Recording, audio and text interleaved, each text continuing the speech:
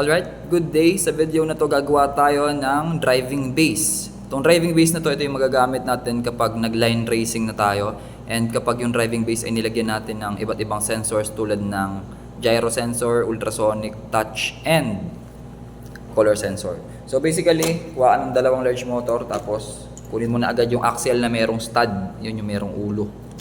Tapos lagay mo na agad dyan. Napansin ko kasi yung ginagamit nyo na axle para dito is hindi yung dark gray. So again, hanapin nyo yung merong stud. So kung ganyan yung isa, yung kabila dapat pa ganito. Yan. So pag hinawaan mo siya, dapat ganyan. Kasi yung common mistake ng marami, huling beses na nila nilalagay ito pagkatapos na. So dapat sa simula pa lang nakalagay na yan. And then followed by, hanapin nyo yung kulay, ito tong H na to. Tapos, lagyan nyo na agad sa ilalim. Dito ng, yan. So, ganyan yung magiging itsura niyan. Yan. Make sure na yung dalawang axle dapat nasa labas, ha. Diyan kasi ikakabit yung gulong. Tapos, lagyan nyo lang ng lock, itong pin na kulay pula. Yung apat na labas.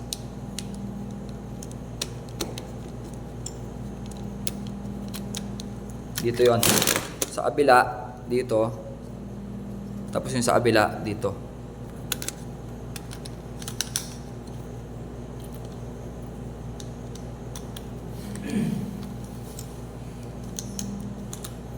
So basically, ito na yon. So meron ng dalawang large motor, meron ng axle, lalagyan ng gulong. Tapos they are connected na using yung parang H-beam na yan. Connected by 4 red 3 module na pin. Okay. Tapos, ang susunod,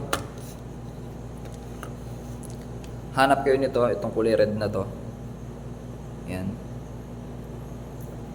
So, yan yung magiging connector ng EV3 brake papunta dun sa dalawang large motor. So, lalagyan nyo itong black na friction pin papunta dito. Yan, pa ganyan.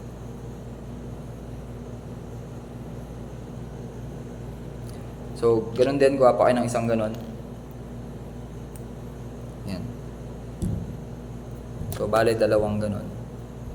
And then, ilalagay nyo siya dito sa gitna. No?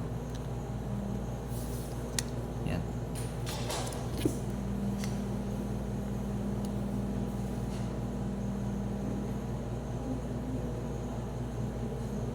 Or I guess dito sa dulo. No?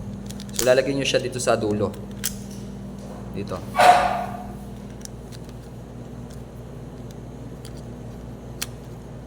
Yan, ganyan. Tapos, ganun din sa kabila. So, mapapansin nyo, dalawa yan sila. Kung ito yung mga ports, so, ito yung isa, ito yung isa. And then, may nakaabang na dalawang butas dito. So, lalagyan nyo rin yun ng black na friction pin.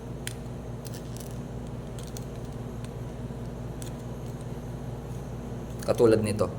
Yan na siya. Next. Ang susunod yung gagawin is kukuha tayo ng kulay gray. No? Ito. Yan. Yung 3x2, 4, 6, 7. 3x7 na beam. So, ilalagay nyo siya dito sa paganyan. Tapos isa pa noon sa kabila, pag ganito. Yan, pag ganyan dapat. So, paano yan i-connect? And then another, bukod doon, is yung mismong magiging holder ng ating robot mamaya. So, ganito yung connection nila. Yan. Pag ganyan. Hindi po pag ganito, no? Iba yan, pag ganyan. Okay. So, pag ganito. Yan. Pag ganyan. So, nasa loob to, nasa right tong gray, nasa left itong white. So, para mapag-connect po natin yan, pwede tayong gumamit ng itong kulay blue. So, lalagay nyo lang yan dyan, tapos followed by this one. and then followed by this one. Yan. Kaso, ang problem dito is yung gitna. So, lalagyan mo pa ng, after this one, lagyan mo ng ganon, yung 2 module, lalagyan mo pa na itong blue. Yan. Para mas maging matibay. Ibig sabihin, ito, 2 module, ito, 3 module, ito, 2 module. Tapos ipapasok natin yung gray sa ganitong paraan. So pansinin nyo, yung dulo nito, cross hole yan. So dapat ganun din yung dito sa kabila. So yung cross hole, magiging katapat niya itong, yan yung bilog na yan.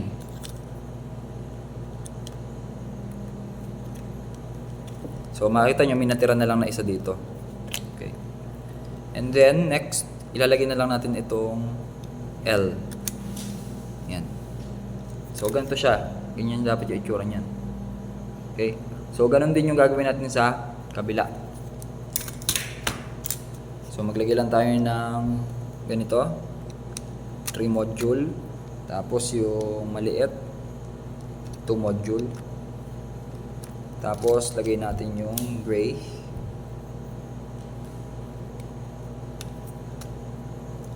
Ganyan. And then followed by itong double angular beam. So at this point, ang itsura niyan dapat ay ganito na. Yan. And then pag nagawa nyo na yung part na yon, kuha kayo ng dalawang 2, 4,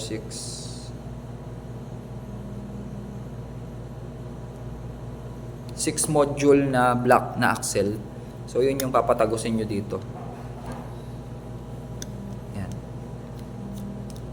So as you can see, nandun na siya sa gitna yung axle. So ganun din yung sa kabila. Pasok nyo dito sa kabila naman. Yan.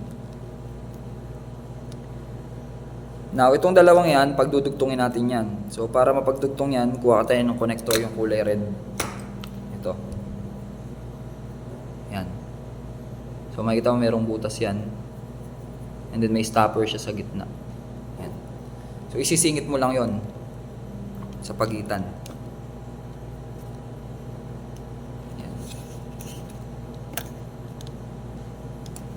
So it should look like this. Yan. So ito yung connector mismo, pinagdugtong natin sila. Tapos may sumobra doon sa magkabila. Yung sumobra sa magkabila, lagyan lang natin yan ng yellow na spacer. Ito.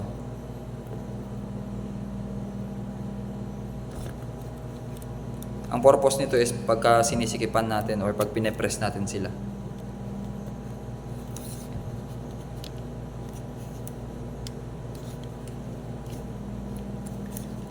So ito na siya ngayon.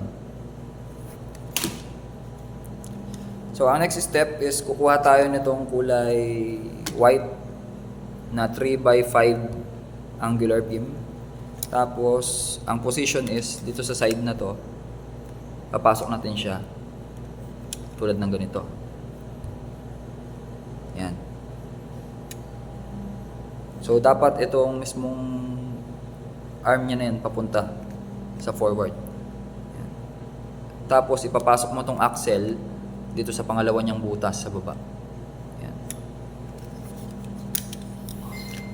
Then after that, kuha lang tayo ng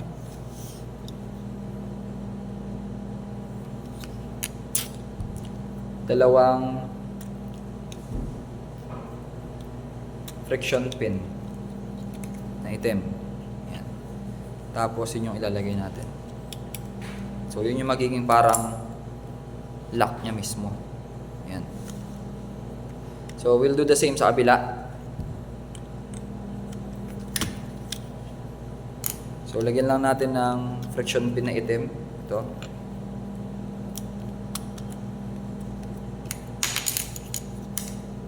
So yun, nilagyan ko na dito ng friction pin.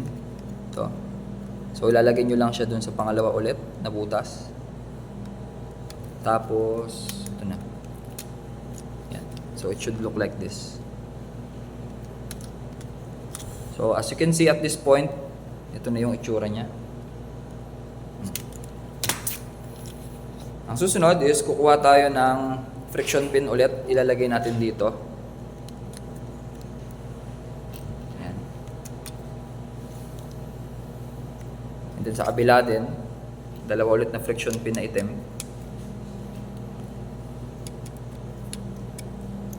And then kuha kayo ng 3 module na beam kahit anong kulay, pero mas maganda pareho. So pinili ko yellow. Pasok mo lang dun sa gitna. Yan. And then mag-fit dapat yon. So ganun din dito. Yan. So unti-unti nagagawa na natin, and ang susunod is yung gulong na mismo, yung nakakabit na dapat yung exterior and then yung mugs. So yung malalim na part, siya yung nakatapat kay yellow. And then press nyo lang. So makikita nyo meron pang sosobra dyan. Yung sosobra na yun ngayon, lalagyan natin ng totong marker nya. Yung pointer na kulay puti. And then ganyan lang yun. So we'll do the same sa kabila. So sa kabila naman, kuha lang tayo na ulit ng gulong. Yung malalim na part, yun yung nakatapat sa yellow. Tapos, kuha tayo ng pointer. Lagyan lang ng pointer yan. Okay. And meron na tayong gulong. So etong dalawang to, ang purpose nito is yung holder. Ito yung mag-hold sa EV3 brake. Okay, so lalagyan na natin siya ng holder. So ang gagawin natin, itong dalawa na to, itatapat nyo dun sa butas dito. Yan. Ideally sa gitna yan eh. Yun. So yung dalawang gitna dito, dito sa gitna na yan, tsaka dito sa gitna na yan. So doon ipapasok itong dalawang nasa dulo, yung nasa likuran ng, yan yung may red tsaka black. So pagtatapatin nyo lang yan,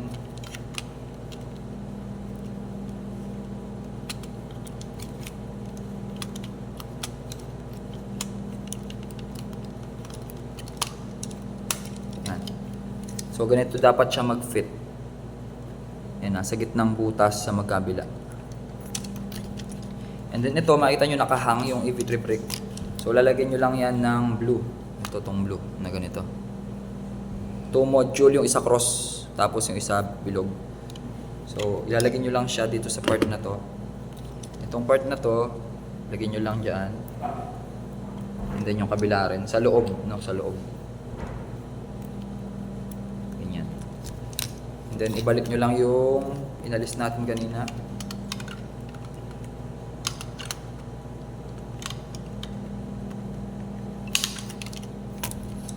So pwede nyo ibukayan. Tapos ipasok nyo lang dito. Same with this. Tapos i-fit lang natin yung dalawang red.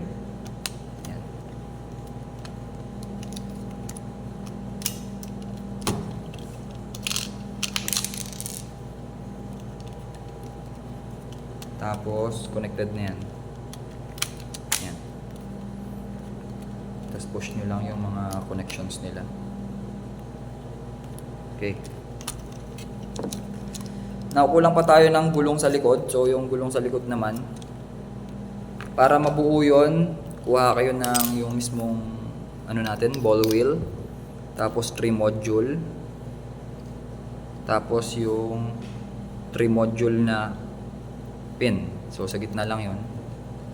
Tapos yung 3 module na axle sa kabila.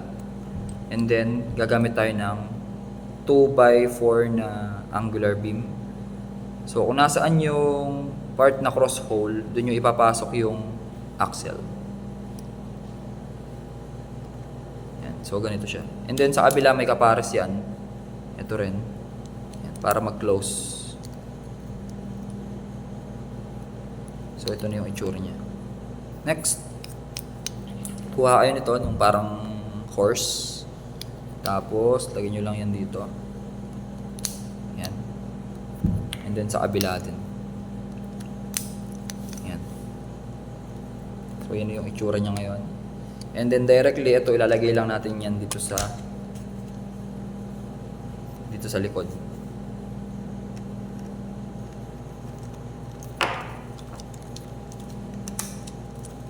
So, yan na siya.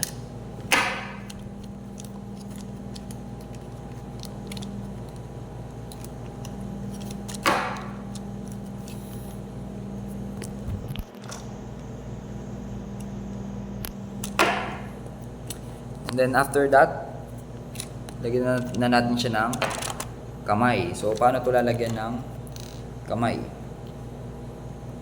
So, marami tayong pwedeng gawin. Ito mismong 4x4 na angular beam, i-connect lang natin yan dito. Yan. Yan. Or dito sa kabila. Pag ganun. So, once na na-connect mo ito kabilaan, yan na yung pwedeng pagkabitan ng iba't ibang sensors. Okay?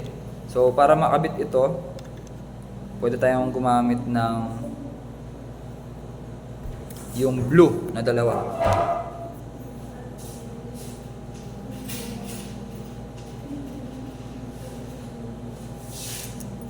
So, para mas maging matibay yung design natin, ito mismong part na to, lalagyan natin siya, lalagay natin yan dito sa dito. Pasok mo dyan. And ganun. And then, ganun din sa kabila. Dito naman.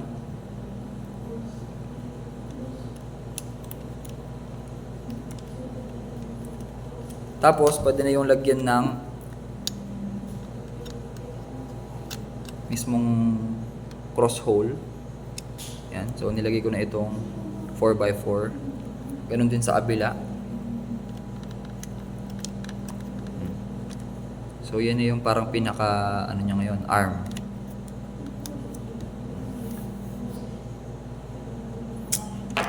Now, makapapansin nyo, gumagalaw yan. So, para maiwasan yung paggalaw niya, pwede nyo pang lagyan ng mismong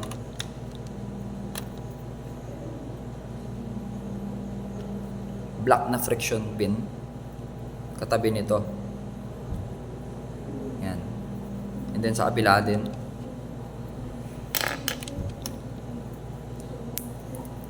Yan. Para pag pinagkabit natin sila, hindi siya magalaw. Yan. So tulad ito, yan. And then sa kabila rin. Okay? So at this point, yan na yung mismong driving base niya. Tapos, pwede ka na lang maglagay dito ng mga accessory parts para kung gusto mo maglagay ng design. So, itong mga butas dito, lagyan mo lang yung dalawang yan ng 3 module na pin. Yan, para tumiba yung connection niya, yung pag-hold dito sa EV3 brake. Tapos, ganoon din sa kabila. Yan.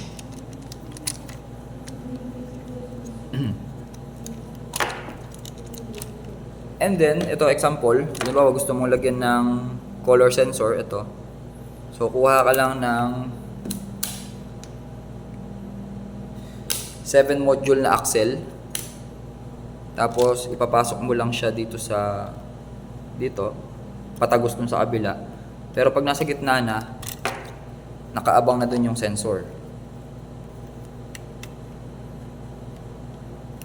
So, ilulusot mo lang dun sa cross hole. And then nakaabang siya dun sa kabila. Yan kasi yung sukat niya eh. So i-adjust mo na lang. So i-adjust mo lang siya sa gitna. So kayo nang bahalang mag-determine kung nasan yung gitna. So para sa akin yung gitna. Okay. Para pag nakita niyo yung mismong sensor, yan. Merong may clearance. So pag diniscuss na natin yung color sensor, maintindihan niyo kung gaano kahalaga yung clearance mula sa sensor papunta dun sa table or sa ground.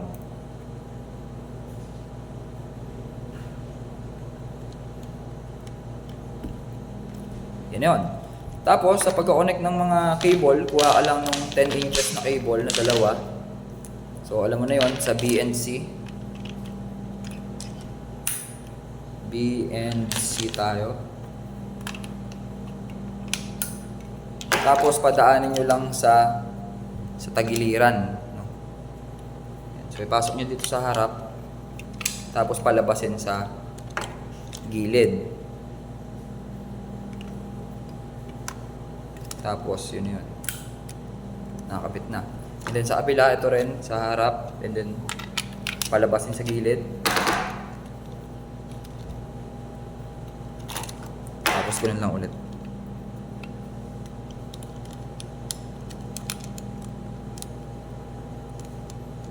Yan. So make sure na naka-connect siya ng maayos para pagka nag-start na yung operation, nagpa-function ng maayos yung robot. Yan. So yung B, ito yung cord niya papunta dito sa gilid, and then ito siya. Tapos yung C naman dito, pinasok dito sa harap, tapos sa tagiliran dyan, and then palabas dito sa likod. Yan.